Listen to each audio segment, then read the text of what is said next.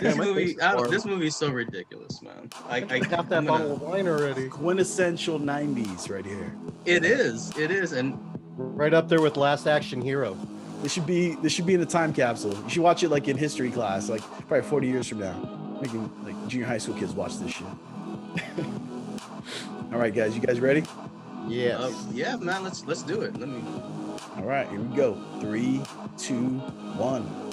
Welcome back to the Nightcap. What's up, guys? Welcome back, guys. Congratulations. Cheers. Congratulations.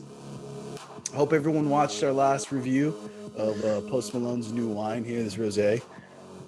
We're still sipping on it. Maison number 9. It's very apple juicy. It's very apple juicy. It smells like strawberries, according to Al. And grapefruit.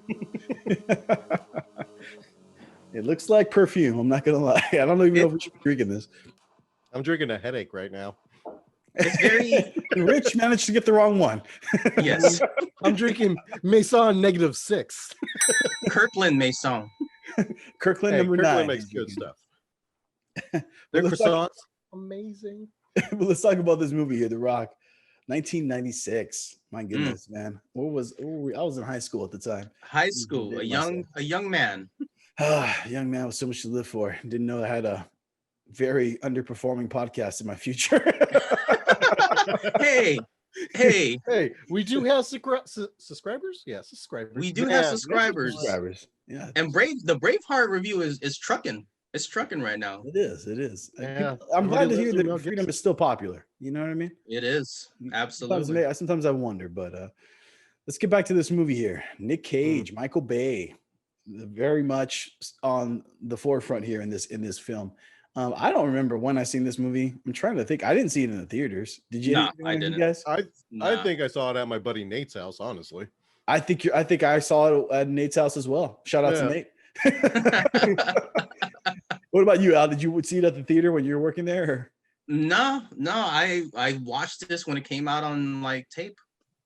On VHS? Tape. On VHS. Yep. Yeah, VHS. Like, because this was like in 96. So I definitely watched it in VHS. Blockbuster night. All right. Well, let's break down the synopsis, and then we'll just hop into the plot. Sounds good. All right. So The Rock is a 1996 American action thriller film directed by Michael Bay, produced by Don Simpson and Jerry Bruckheimer, written by David Weisberg and Douglas Cook. The film stars Sean Connery, Nicolas Cage, Ed Harris, William Forsythe, Michael Bain, and it is dedicated to Simpson, who died 5 months before its release. The film received mixed reviews from critics, but was nominated for an Academy Award for Best Sound. It had a budget of $75 million with a box office of $335 million. What? Did very well. In the film, the Pentagon assigns a team comprising an FBI chemist, a former SAS officer, or captain, played by Sean Connery. And shout out to Sean Connery, by the way. That's the reason why we're doing this film. R.I.P. Sean Connery, second best Bond. Yep. Well, R.I.P. The original Bond. He wasn't the original Bond, though. He's the only Bond. No. Well, no. He was the first Bond. Stay focused, guys. With a team of SEALs to break into Alcatraz, where a group of rogue U.S. Force Recon Marines have seized all of the tourists on the island and have threatened to launch nerve gas-filled rockets to San Francisco, unless Washington pays $100 million to the next of kin of 83 soldiers killed in missions that were denied to have ever existed.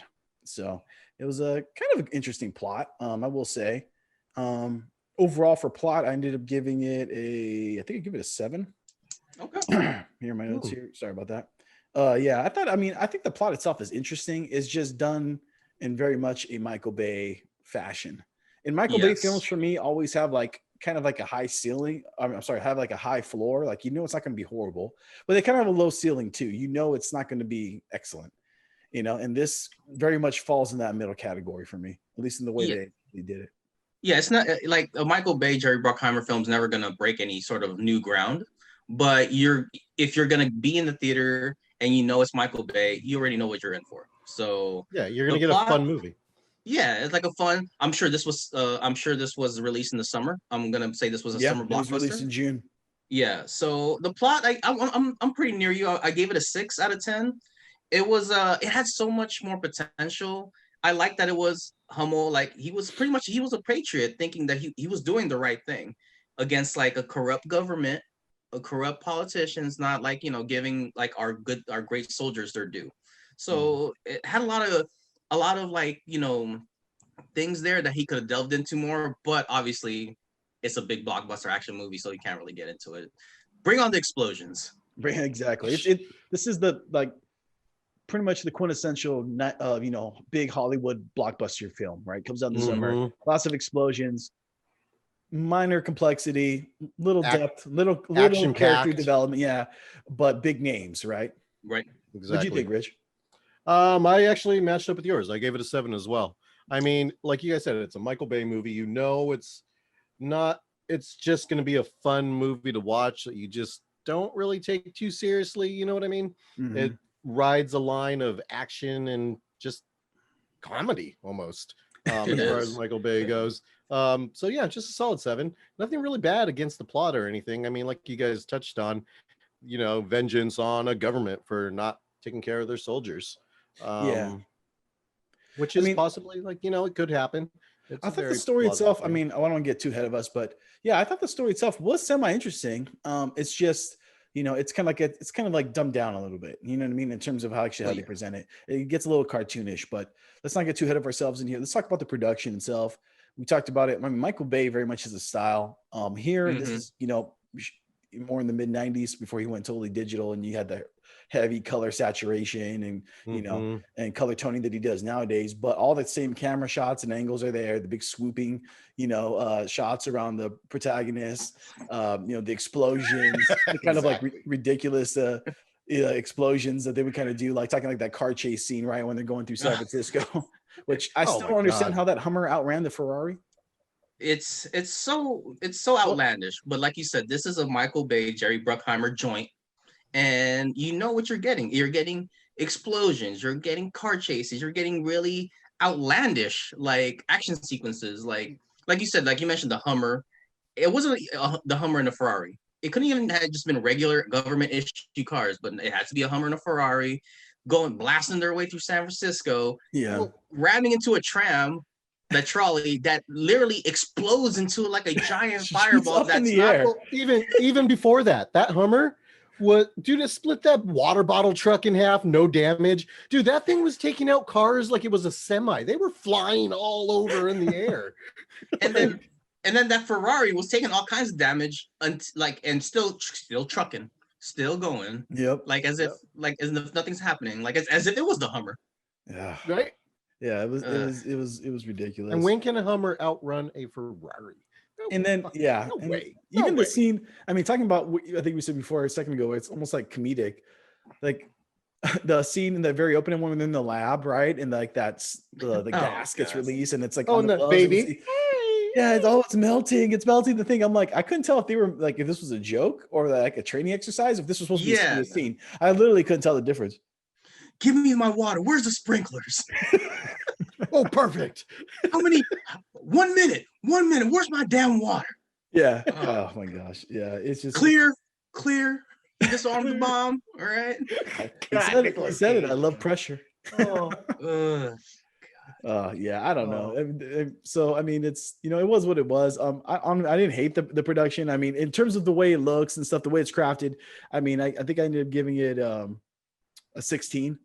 So, same. I gave it a 16 also. I mean, Michael Bay I gave it an 18 in terms of that and the way it goes. I mean, now some of the execution of it's pretty cheesy, but in terms of the way it looks, everything, I mean, it looks great. I mean, the camera shots, it's all there. The quick the quick cuts and everything like that. The big score, kind of 90s action movie. What did you end up giving it, Rich, for production before we move on? 18.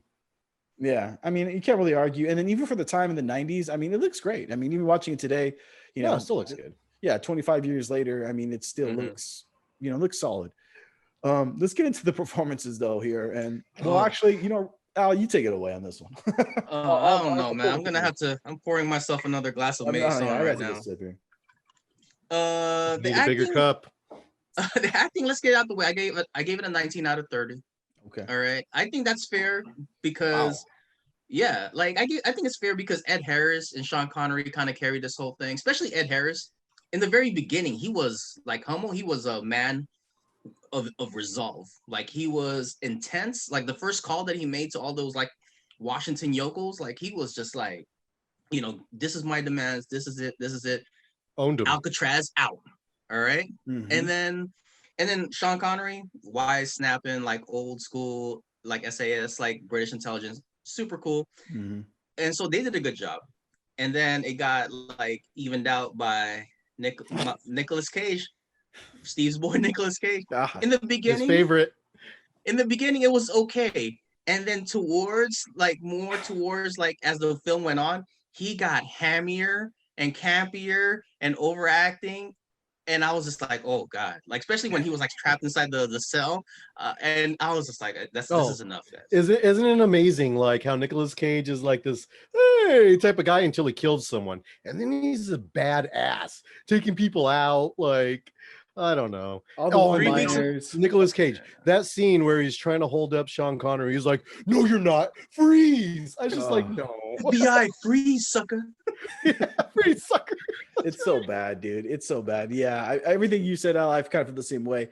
I give it. Ed Harris is an awesome actor. Like he's Yes. he's really the one who really like Hands down. gave this movie any gravity and like put it like this is serious. Like and even his like you said earlier, his character. I mean, it's his He was complaints torn. or whatever. Like you understood it. Like he had a motive. And even at the end, like he had complexity. Like, okay, yeah, like we bluffed and they called it, and you believe him as he could be a real person.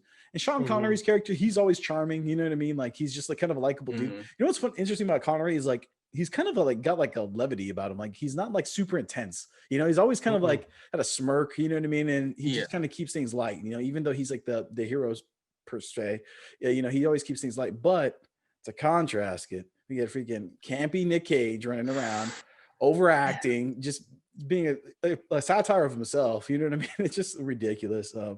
But there's a lot of young actors in this movie. There's a lot of like Bill Forsyth is in it. He does a decent job, kind of playing the typical character that he plays in it. Young Vanessa Marcel, she did a pretty good job as a girlfriend. And there's kind of small role. And shout out to former 49er Eric Wright, has a small cameo in this as a FBI agent, one of the agents in the very beginning when he breaks out. But overall, I give it a 20 for acting. Okay. Yeah, I mean, mainly that was, like I said, kind of Cage, kind of just being so cheesy. Rich, I can't believe he won a best actor Oscar right before in Leaving Las Vegas. Oh, maybe, yeah, maybe man. Oh, well, because he played himself. I gave it a 15. The over dramatic acting and, like you said, Nick Cage's character. I don't hate him. I actually like some of his movies, but in this movie, particularly watching it back, it gradually got more campier and campier as you went. And the guy's henchman at the end, Hummel's that guy, cartoonish. When he went all crazy, like he just didn't go like crazy. He went crazy with an axe and running all over the place. Granted, this is supposed to be a trained soldier, and he picks up an axe. Why don't you just shoot the guy? Like so many different ways. And these are supposed to be force recon. I'm pretty sure if he wanted to kill that guy, he wouldn't have lost his shit and got an axe and just went like the Shining Jack Nicholson.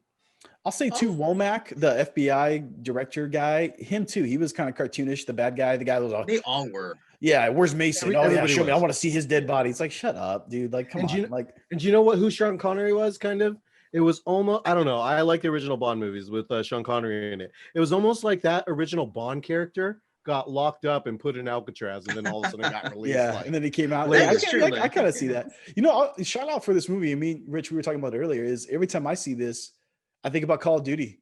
That scene in the shower when you have to fight through it. I died like those soldiers so many times. So many times, man. Thank God for respawns, because I never would have been. No, thank God for co-op. I don't think I did it until one of you guys helped me beat that level. Yeah, that's a great game. That was a great scene too. And then Michael Baine's character too, the SEAL team leader, right? In that scene when him and Harris kind of have that standoff and they yelled like that was like actually for me the best part of the whole movie, the whole scene. Like you can see both sides kind of fighting there for like what's right versus what's and you kind of understood both sides too a little bit, he had to protect foreign and domestic, and technically Hummel is a domestic terrorist now, even though what he was feeling was this was right. Yeah. And and his side, he was like, in a sense, he was right. It's just that he took it to another level. Yeah. So, and honestly, can I just say, they were only asking for 100 million. Like, Is that a lot of the money government back in couldn't just, 95, 96? regardless, Yeah. they couldn't. Yeah, they couldn't just bust out like, okay, here's 100 million, go about your way. So, yeah, like, Well, some you things know, never Yeah. change, bro. The Yeah. government ain't Oh, gonna by pay the that way, money out. we already took care of those families. They got the checks. You're good. Yeah. we need to recount those checks. All right. I know, right? Who knows where that money Oh. went? Mm. All right. Well, let's move on. Let's move on to the directing here and into Michael Bay. I mean, it's like, hey, you know, you love him or you hate him. I don't necessarily. I don't know. Like I said again, like the movie itself, it wasn't. It is what it is. It, you know, it's fun action. It's kind of light. It's got a serious concept though, and I think it actually could have been done like, and this kind of leads over to my X Factor when we get to it, but I think if they would have taken like a more serious approach, it could have been a really intense movie and actually could have been Definitely. pretty cool. But instead, it kind of like, you know, and I get it, you know, they want the big audience. They kind of like dumb it down almost, you know. So I can't say that he did a bad job. I think overall I gave him a 22 in terms of the Okay. storytelling here. You know what I mean? But it definitely could have been better. But that's, hey, it's Michael Bay, that he's doing what he does here, even in '96. You know. His fledgling career. The directing, I gave it an 18 out of 30, guys. Oh, All wow. right. Like, it was very long for an action movie. It was sniffing 2.5 hours, which I don't think was needed. But then again, like you said, you're coming into this, you already know his style. You already know what you're in for. I feel like his movies, his last acts always drag a little bit in all his movies for some reason. There's always like, No, he they just drags linger. the action out. They totally linger. They Yeah. like pulls it and stretches it longer for like dramatic effect. Some of those Transformer one of his movies, I can't movies. even make it through them because they just drag. I mean, there's like, I feel like he's like dragging it to fit as much action, explosions, like sequences, like before he could say, all right, cut, and yeah, the end. Yeah. But that, and like, I couldn't get past the awful dialogue. I get yeah, that this is a mid-90s action movie and it's supposed to be kind of like campy one-liners and all dude. that, but come on, guys, this was too much. All the one-liners, Rich was writing all the one-liners for this one. even Rich was rolling his eyes at these corny lines. He was just like, I really? was, man. You know me. I'm like the king of corny, man. Yeah, exactly.